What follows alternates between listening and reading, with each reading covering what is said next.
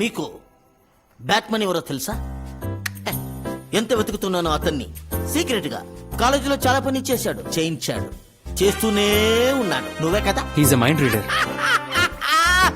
I'm joking, very serious. వీడే మత్తులో ఉన్నాడు, వీడెలా ట్రీట్మెంట్ ఇస్తాడరా? ఆయన రీహాబ్ లోనే ఉండొచ్చాడు. ఆయనకి అక్కడ ఉండే వాళ్ళ మనస్తత్వాలు బాగా తెలుసు. You don't worry, you just support him.